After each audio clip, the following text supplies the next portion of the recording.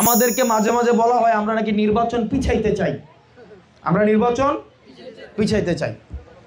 আমরা স্পষ্ট করে বলছি নির্বাচনের ডেডলাইন নিয়ে আমাদের আপত্তি নাই, প্রয়োজনে আগামীকাল নির্বাচন দেন, কিন্তু নির্বাচনের পূর্বে এটা নিশ্চিত করতে হবে আমার ভাঙা ঘরের যে দরজাটা এটা ঠিকঠাক ভাবে লাগানো হয়েছে, এটা নিশ্চিত করতে হবে আমার বাউন্ডারিটা পাকা করছে। আপনি আমার ভাঙা দরজা ঠিক, আপনি আমার ভাঙা ঘর রাখবেন, আমার বাউন্ডারি দিবেন না, শুধুমাত্র দারোয়ান পরিবর্তনের জন্য কি আমি নির্বাচনে যাব? শুধু দারোয়ান পরিবর্তন করে 50 বছর দেখছি চুরি থামানো যায় নাই, টেন্ডারবাজি থামানো যায় নাই, ভোট ডাকাতি থামানো যায় নাই।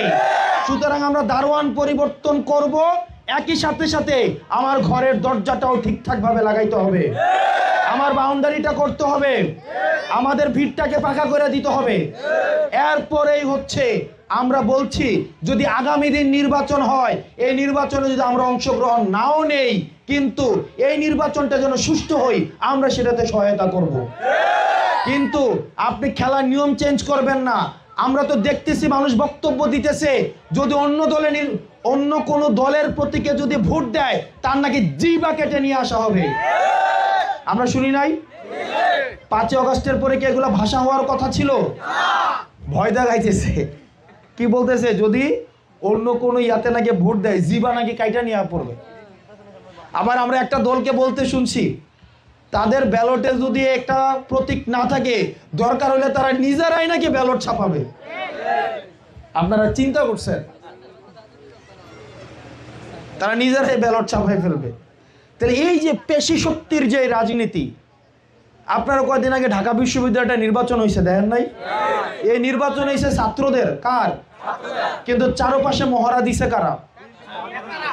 নেতারা দিছে না? তাইলে আপনি দেখেন আপনার একটা ছোট একটা আসন 30,000 ভোট, কত হাজার ভোট? সুলতানপুর ইউনিয়নে ভোট কত? 28,000 ভোট। একটা ইউনিয়নের ভোট হয়েছে ঢাকা ইউনিভার্সিটিতে কত হাজার ভোট? সারা দেশের ঘাম ছুটে গেছে, গেছে কিনা? গেছে না? সারা দেশ, এবং প্রতিনিয়ত দেখছে এটা যুদ্ধংদেহী পরিস্থিতি ঢাকাতে তৈরি করেছে।